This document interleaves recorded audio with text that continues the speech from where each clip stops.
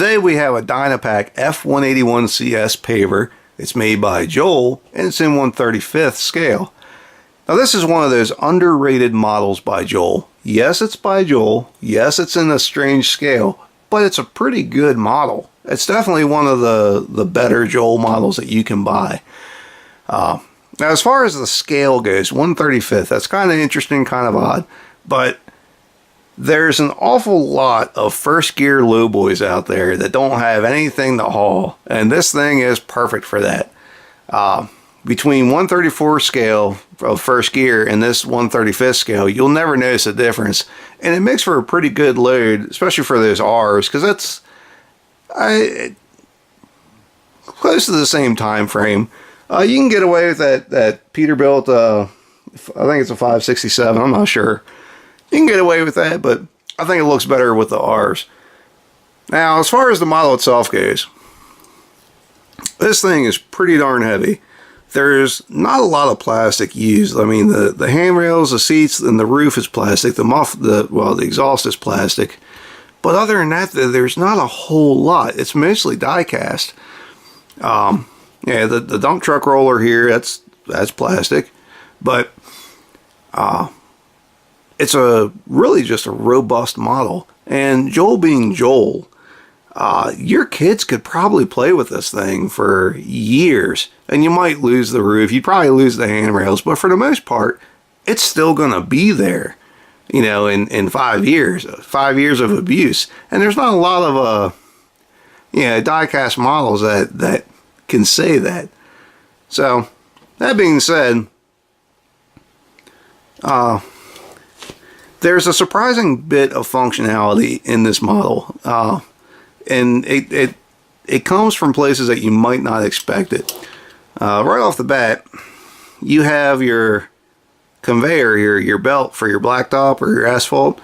It's hooked up to the tracks so that when you track forward, the belt feeds back into the paver itself, and that's just pretty cool. If you didn't know it did that, you'd never have any idea that it did, but that's something that Joal worked into it, and that's pretty neat.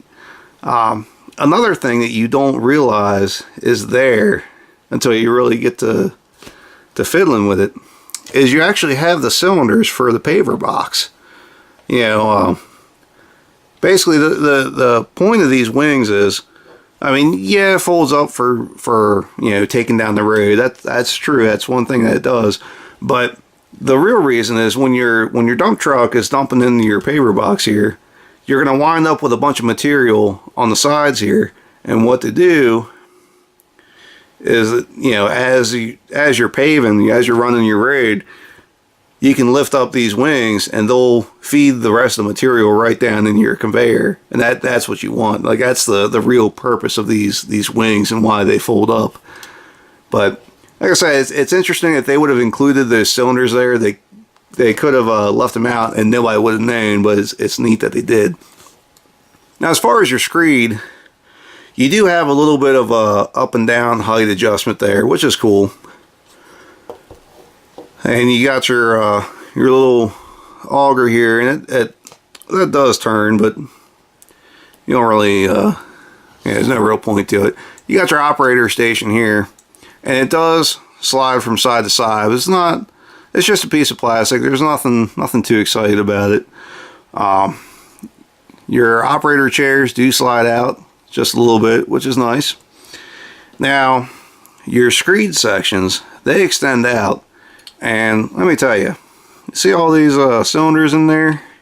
You're liable to throw your back out trying to get these things to extend out. There's 2 stages that it comes out, and you got to pull like you wouldn't believe. I mean, they are just as stiff and tight as you can get, but they work.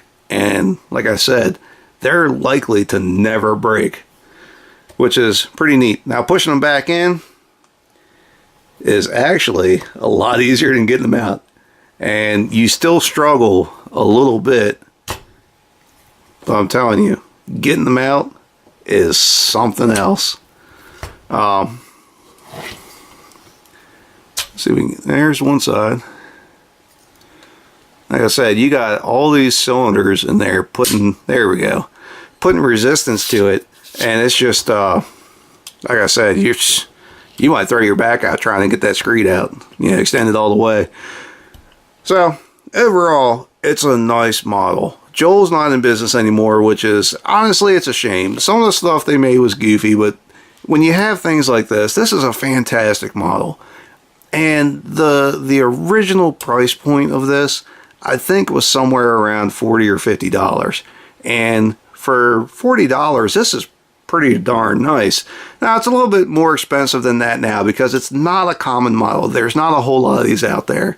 And finding one in the box is an added bonus because, like I said, the roof is a little bit fragile because it's plastic. So if it's in the box, that's just that's the best thing for it. Yeah, that's how you know you're going to get it all in one piece. Other than that, though, that's about all I have to say for this. As always, thanks for watching. If you have any questions or comments, feel free to ask. As always, if you'd like to see more of what we have, please subscribe to Maryland Construction Diecast.